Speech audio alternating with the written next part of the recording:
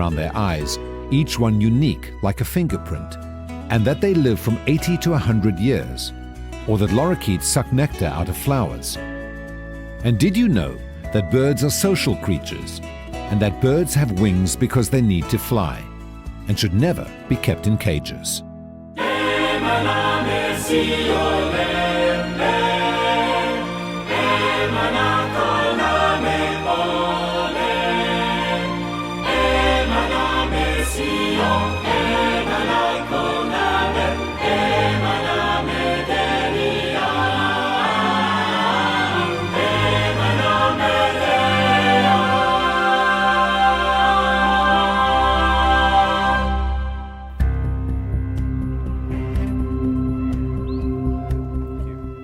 Do you have any idea how many birds there were in the Garden of Eden?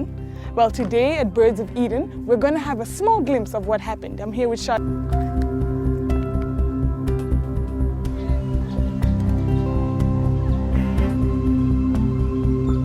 Is larger than any individual free-flight dome in the world, including the world-famous Kuala Lumpur Bird Park in Malaysia and Jurong Bird Park in Singapore.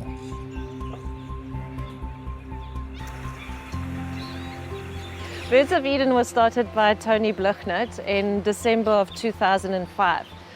It's the same company as Monkeyland and created for the same reason, to give a home to previously caged or pet birds. All of our birds that are in Birds of Eden, and there's over 3,000 of them here representing 194 different species, are either ex-pets, confiscated by nature conservation because they were illegally caught. For instance, our Knysna lories that we've got here were originally confiscated because they were being illegally exported, and this is now where they've come to live out their lives. In Birds of Eden we have an indigenous forest that forms 70% of the aviary. The aviary size is 3 hectares. So 70% of that is this indigenous forest that we see around us, and that's what's made it possible for the birds to settle as nicely as they have, because they're living this natural environment. We have a natural water source that runs through the bird park, that goes through a natural lung that also gets filtered. Over 1.2 kilometers of walkways, of which about 75% are elevated, allow visitors to see the birds at all levels of the aviary. The bird inhabitants of the aviary are comprised of a mixture of exotic as well as African birds.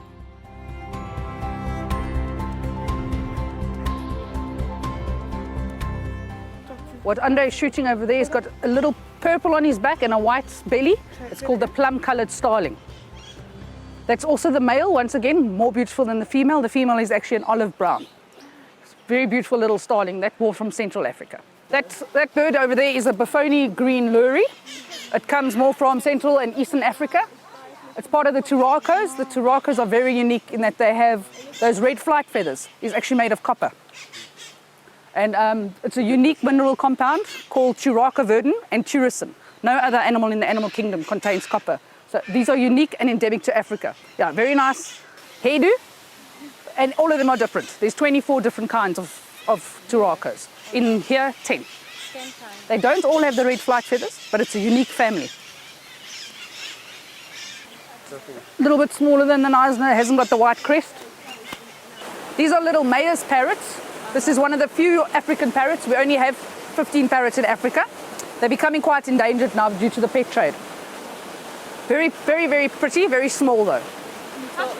No, I wouldn't. I'll show you the ones you can. Those ones are from Africa. From Africa, yeah. These little parrots are from Africa. This is a rock pigeon. What makes a pigeon quite special compared to other birds is that they can actually suck water, whereas other birds pick the water up and tilt their head back. Only pigeons and doves that can suck water up like a straw.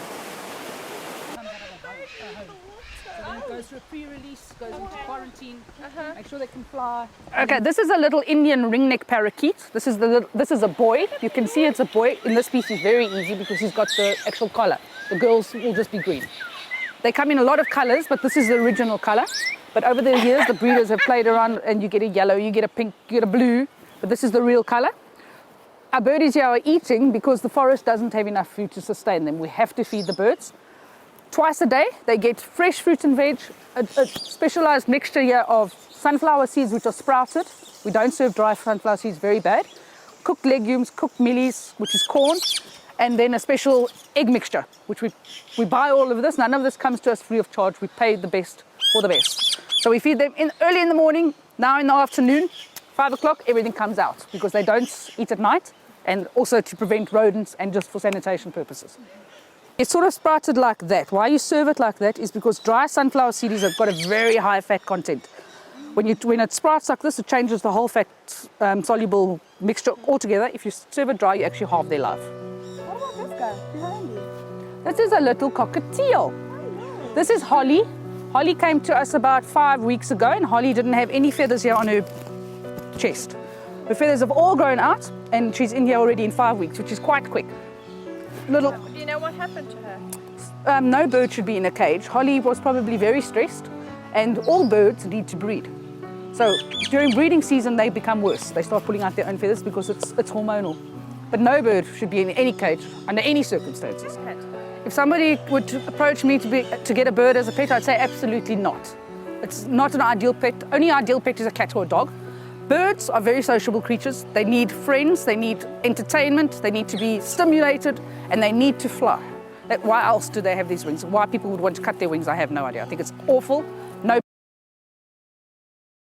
Yeah, some people are really huge cages where they can fly and have like 5 or 6 parakeets or whatever. If you can provide them with a decent home like that, then I would agree, yes. If you provide them with the correct food and a flight area where they can actually fly, that's what we're trying to encourage other people to do now. So in that circumstance, yes, I would agree.